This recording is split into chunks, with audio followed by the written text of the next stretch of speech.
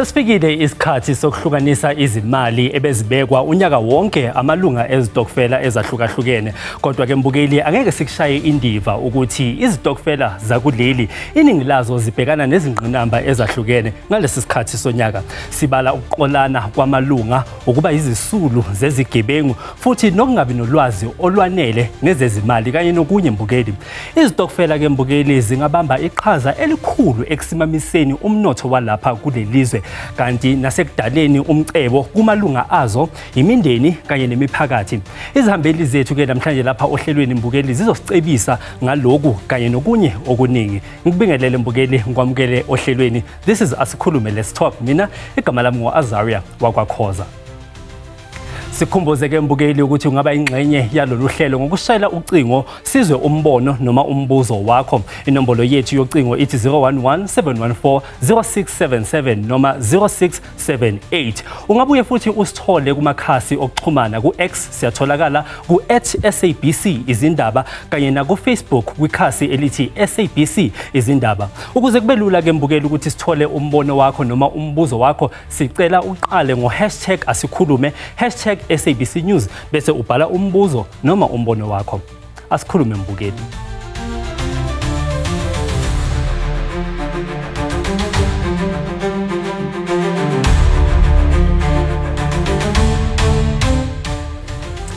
Iningi labantu mbukeli seliqale izitokfela kwazise ukuthi imisebenzi iyantuleka lapha kwelengabadi kanti nezibonelelo zikahulumeni nazo azikwazi ukwanelisa izidingo zemindeni eminingi. Amalunga estokfela saselokishini laseSoweto akhulume nentatheli yethu yohlelo lapha ku-Asikhulume uNokubonga Mgwenya. Ake sizwe mbukeli ukuthi batheni.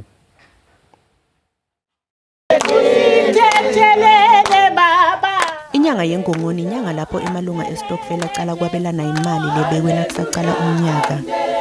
Kulesikhathi kuphindze kube netinkinga letiningi lapho emalunga estokfela banjwa inkunzi kutholakala ukuthi kuba nalabo abaleka nemali. Asikhulume ikhulumisene nebahulu Tsogang lekusitokfela lesanza kwasemthethweni. Ne club ya rena e buletse mang le mang ene sebetsa hape ka ho ruta bonkgono le community le bana youth. Kwasekuqaleni kubeka kwemali nakusungulwa stokfel kwakwendelwe ukuthi kwaphelane ekupheleni kweminyaka nobe kuthengwe kudla, kepha nyalo sibona sekubhadalwa netindleko tesikolwa, kuthengwa emabhuku kanye neuniform kubalwa lokumbalwa. Lo mkhakha wetikitsikisi emarandi uphinza ube netingcinamba kanti ibahulu Tsogang nayo ihlangabetana nato. Nezinto eziningi ezizivelelayo nathi emakhaya kube nzima ukukhipha lawo ma-200 lawo. Abantwana abasebenzi nathi nje basiza la le 20 ekhishwayo kuphinde ekhishwe ne10 ukutsidle kube nzima nje izinto eziningi. Ibahulu Tsogang ayikagcili kuphele kwabeleni imali, iphinze ibe nelibhizinisi lelisafufusa lelidzinga ukukhuliswa kude likwadi kwakha imali. Their intention is to sell them, and when they sell them, imali yakhona goes into the club's coffer. Kuphatha imali ngesandla kuseseyindlela lesetshenziswa ngulabanye, kepha kuye kube nemthelela longasimuhle kulamalunga estokfel. Pearson Make longumsunguli we-Stokfela app uletha isombululo tekucetha ngekubanjwa inkunzi kanye nendlela yokulandzelela imali. The other reason we built the Stokfela platform is to make sure that we protect the members' hard-earned money, all right? Secondly is to hold the executives accountable. So now I'm going back to indaba yamali, mismanagement. Now there is no way, if there's a claim that has been made on the Stokfela platform, that all the members will see. Mawenzi claim, everyone will see ukuthi kune claim enziwelana. Kumsita njani umuntu lolunga le-Stokfela kuba ne-Stokfela app? Wonke umuntu uyakhona ukubona ukuthi how much is in the kitty. Nakhona ubani wenza payment, ubani ongayenza payment, which brings about ukuthi sonke siyakhona ukubona ukuthi how much is in there, which brings about the trust. Ngonokubonga Mgwenya, Asikhulume, Let's Talk, nise Gauteng. Sibonge kakhulu kwintatheli yethu ngalo mbiko okhuluma ngengqinamba ezahlukahlukene izitokfela ezibhekana nazo lapha eNingizimu Afrika. Okwamanje ke mbukeli ake samukele izambili zethu ezosichazisela kabanzi ngalolu daba uZodwa Ncamu, who is the head of financial education at Nedbank, kanye noBusi Skenjana nongumsunguli we-Stokvel Academy. Ladies, welcome to Asikhulume. uDisemba ufikile, uZibandlela usefikile, sekuthi sesikhathi sonyaka ukuthi loyo naloyo avune akutshalile because abantu kade bebeka imali. And ngicela uqala ngawe, you know, there was ucwaningo that was done by IOPSIS market study olwangonyaka ka 2024 obelichaza ukuthi izitokfela zalapha eNingizimu Afrika ngonyaka zenza imali elinganisele ku 50 billion.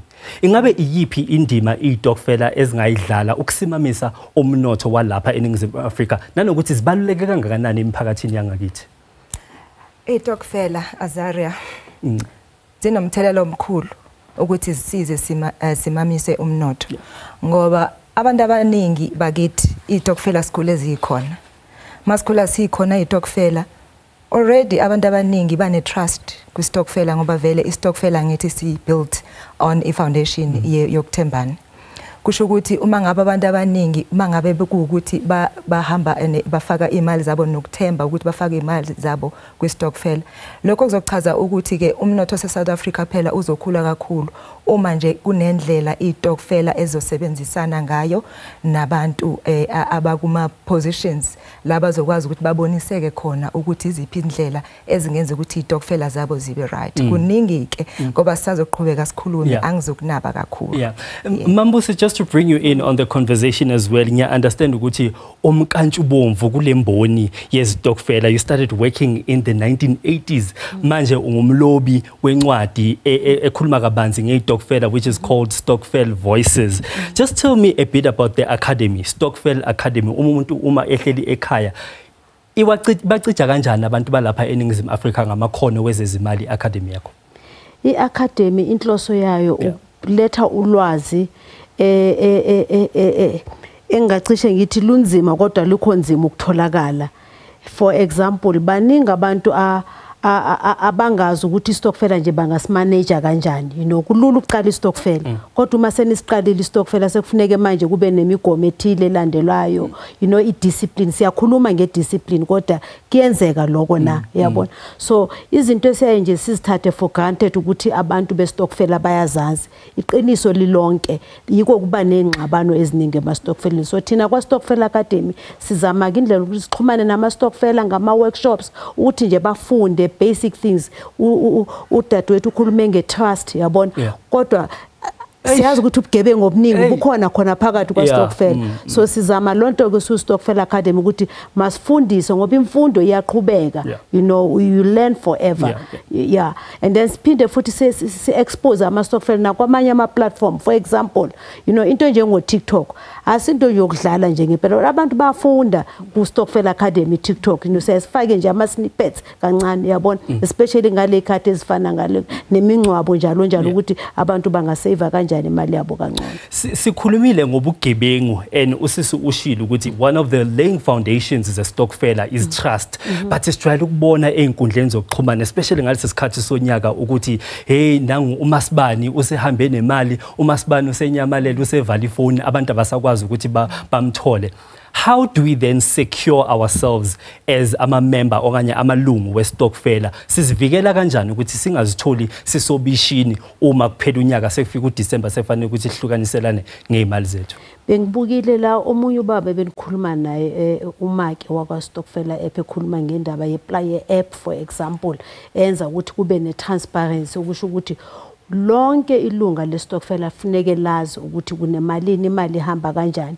Siyazi ukuthi nje ngokujwayela original ama-stokfela bekuzothi i-executive ibona abaphethe izincwadi, ibona ababona imali, yabona. So kufuneke silivule manje lelo fastile, yabona, ukuthi wonke umuntu azi ukuthi nangu uyaphuma u500 rand so uyahamba uyakuZodwa, yabona. You see, na imali sehamba ijeni nje yemali nje mayibe nje ibonakale kahle. So sokusho ukuthi nje i-trust yona ikhona kodwa in reality ubugebengu buba khona so ke ukavoida ukuthi abantu balahlekelwe imali makube ne transparency makungakhulunywa ngayo let it be practiced and how can it be practiced by embracing ama tools azobanceda ukuthi kube nalo transparency. So basically imali mayengabonwa unobhala kuphela nomphathi wonke umuntu akakwazi ukuyibona imali ukuthi nayi 500 rand isiphumile nayi 1000 iyangena. But I want us to speak on a financial point of view and I want us to broaden the landscape because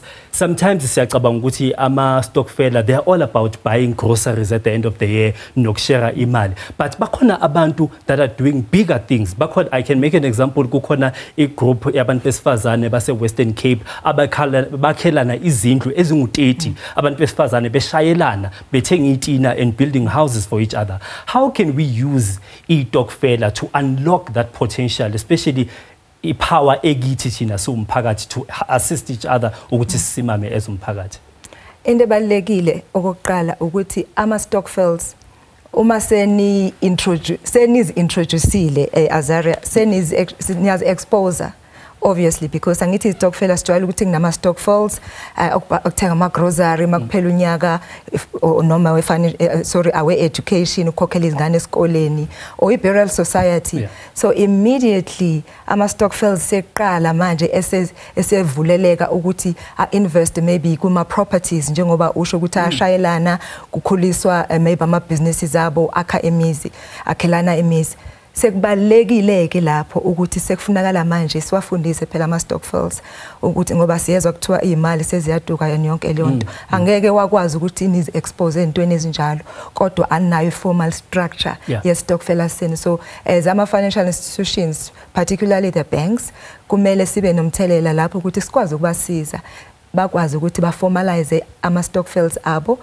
register istokfela ngoba uma register istokfela kunolwazi kunama bodies national bodies akwazi ukuthi athi anibambe ngesandla nikwazi ukuthi nisizakale okunye as ama banks as well umthelele sinawo ukuthi senifundise phela kabanzi ngoba seniqalile nazi expose ngaphandle kusho ukuthi makube ne constitution i-constitution esihlezi sinenkinga masithi sikhuluma neTokfela sithi sicela i-constitution abanalo ulwazi umthetho-sekelo umgomo ukuthi lesi stokfela njengoba sisiqala njena inhloso yaso yini sizokwenza kanjani obani futhi abathembekile abazokhethwa phela istokfela ukuthi ibona abazosayinela emabhange imali izogcinwa kuphi kanjani ama meeting ethu kanjani yonke leyo nto kufunakala phela ibe khona kuma stockfells kusho ukuthi kuyinto kufunala niqale khona i-foundation efunala siyiqale siyibuildeleyo uma sibuya eyitolo ngizofuna sixoxe kabanzi mayelana nokubaluleka kokuregister nokubhalisa istokfela. Mbukeli uthini umbono wakho ngesihloko esikhuluma ngaso namhlanje lapha ku-asikhuluma ake sithathe ikhefu mbukeli kodwa sikhumbuze ukuthi sikhona kuma channels wethu SABC Lihaye ku YouTube kanye na ku SABC Plus. Siyabuya ungayindawo.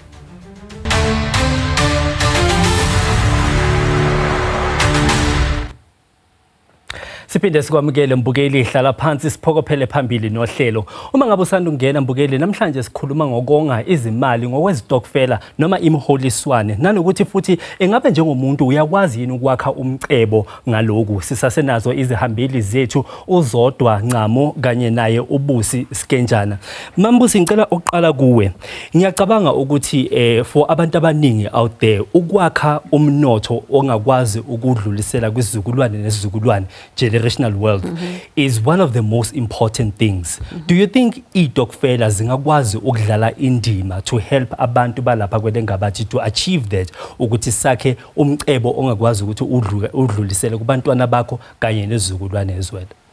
Ngempela zingakwazi sezikwenzile futhi izitokfela eziningi lokho siyazi ukuthi baningi abantu nje sikhuluma namhlanje ba ama graduates bafundiswa imali yestokfela imali yomshayelwano yabona so ke baningi abane futhi abafundile ngoba emakhaya kwabo kunezitolo lezitolo zaqalwa abazali behlanganisa imali abanye beyistokfela.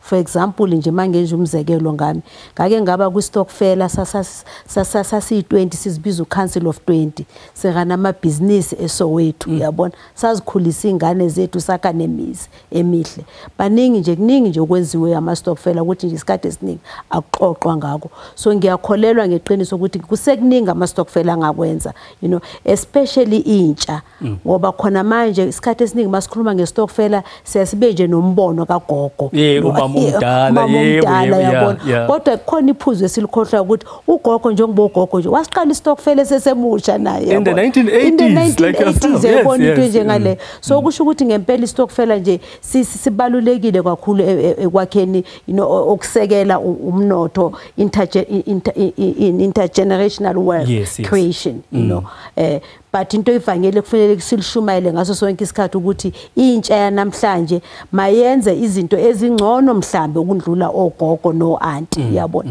la kuma singcwabane masingabhekani noma singcwabane nje yabona ubusukhulumile wasenzela umzekeliso ngalaba abakhelane izindlu in the Western Cape yabona so eGugulethu exactly ngiyazi ukuthi nala eGoli bakhona nje abaningi abaphithizelayo kwi property investment yabona kodwa nje into engaphinde futhi ngipha ukuthi ukuze bakwazi ukwakha lo mnotho bentsha mabafunde ngoba nje iwealth kufuneke ufunde ukuthi uzoyakha kanjani ukwazi nokuyisustain you know kungabi nje ihype Sethembe mbukeli ukuthi kukhona okucoshacoshayo kule ngxoxo esinayo namhlanje lapha kuasikhulume I hope siyafunda ukuthi iTokfela are much more than ukuhlukaniselana irice nempuphu at the end of the year but there's much more that you can do.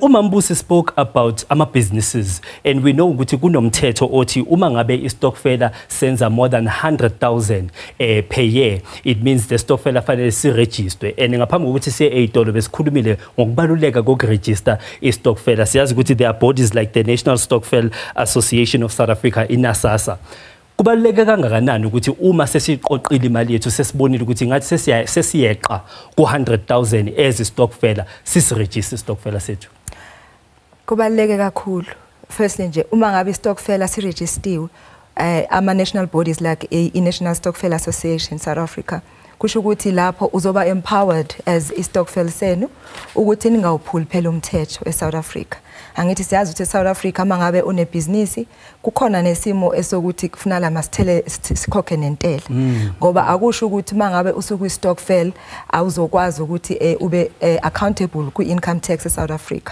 ama bodies like iNESASA izonisiza ukuthi nikwazi ukuthi nifome kahle iStokfela senu in alignment with umthetho wase South Africa okuchaza ukuthi wonke imembers ngoba bazokwazi ukuthi banisize ni register iconstitution yethu ni list yonke ama members zonke izinto ekumele nizenze nizilandele ngoba banalo ulwazi bona olunzulu kulokho kusho ukuthi kubaleke ngaleyo ndlela ukuthi nikwazi ukuthi nibe nesupport njengoba ngiqalile eqaleni ngathi kufanele nibe nesupport yabantu abanolwazi abazokwazi ukuthi banibambe ngesandla khona nizokwazi ukwenza izinto uma ningenayo ke leyo support nizogcina senineStokfela esesiphula umthetho kugcine lokhu anything yakwakha njengoba nikhuluma ngegenerational wealth intergenerational wealth nigcina ningasakwazi nokuyibona into enizuzayo ngayo ngoba kusho ukuthi umthetho anisawulandeli kubaleke kanjalo kazali ayike mbukeli njengoba bengishilo ekuqaleni ukuthi nawe ungaba yingxenye yale ngxoxo njengamanje we are joined by Mapaseka on the line Mapaseka ngibingelele ngikwamukele ukasikhulume Yebo baba ngiyabonga Seswami uthini umbono wakho noma umbuzo wakho ngehloko esikhuluma ngaso namhlanje lapho hlelweni Hayi kupa ngakho kwathi sothi ukabu awusisi Okay so what happened to me was that bombe ba Stokvel you know the tricks that are playing on us they are asking us to pay a fee every month so we are paying a fee every month okay and then during that fee they will be asking us we have to find clients to hire or to loan the money so meaning if you are loaning 100 rand from me then you have to pay it back 150. That money goes into the stokvel. So this is where it tricked me. So I was borrowing money for myself because I had that the money will be going straight, the profit will be going to me. So what I did, I couldn't find clients because I didn't want to do that. So what I did, I was borrowing money from my own money and paying it with that interest. Mapaseka, just to interject, was it compulsory for you hore o kadime ko tšheleteng ya ko stokfeleng? No, it wasn't. It wasn't. But they told us that in order for us to make more money, profit, yes, to make more money. Yes. All right. Raleboa Mapaseka, Arhuta ko papatsong, Mambusi will answer that question. But right now, Mbugeli, Agasitiku, $8 unga indawo. This is Expressions right here on SABC1. Siyabuya, asikhulume.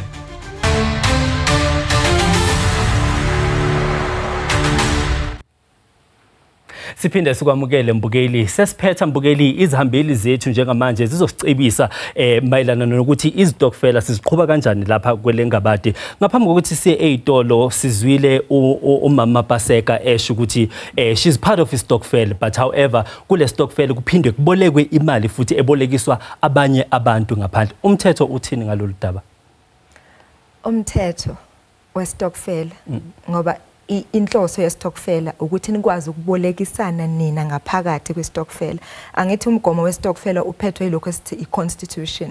Ingakho kubalekile ukuthi mhlambe man register istokfela senu nithola ulwazi olunzulu ngoba ngalesikhathi seniphumela ngaphandle Azari ne stokfela seniyotshelekisa abantu chaza ukuthi phela manje nina senomashonisa. Naye National Credit Act ke manje isizongenelela phela manje ingakho kufanele nibe nabantu abanolwazi olunzulu abazokwazi ukuthi banibambe ngesandla ningaphula umthetho nibe nizama ukuthi niyikhulise through istokfela. Ngiyabonga. Just to bring you in on the conversation as well, Mama Paseka did speak about fees. Njengomuntu who has been ingxenye yama stokvel all along, ingabe izinto ezifana nama monthly fees izinto ezivumelekile noma ngabe izinto ezijwayelekile lezo ukwenzeka eitokfeleni? Mangabe ngimzwe kahle usisi Mapaseka makakhuluma ngefees ubesho le mali abayicontributayo siqala ngayo mhlambe ke interpretation yakhe ufees kodwa siyazi ukuthi nje istokfela kunemali ekhishwayo yabona leni ivumelene ngayo bese kuphinda ke manje kuza kuleyo yokubolekisana le beka she sounded uncomfortable ngayo yabona you see kodwa ke inhloso yestokfela ukuthi ke lo mali uma bebolekisana bona ngaphakathi iphinde futhi kuphoqelele ukuthi ukhiphe interest izophinda ihlale khona la ngaphakathi ukuthi ungaphuli umthetho ingayengaphathi inhloso yabo primarily ukuthi nje yakuforce ukuthi mangabe ifee yeni contribution ibu 100 rand waphinde waboleka 100 rand so uzambuyisa ke nomunye u50 kodwa unyaka mawuphela seniyayihlukaniselana ila ijikeleza laphakathi imali yenu ayingaphandle ngakho kukuphula umthetho uma seniqala nibolekisa abanye abantu ngaphandle abangase amalunga westokfela.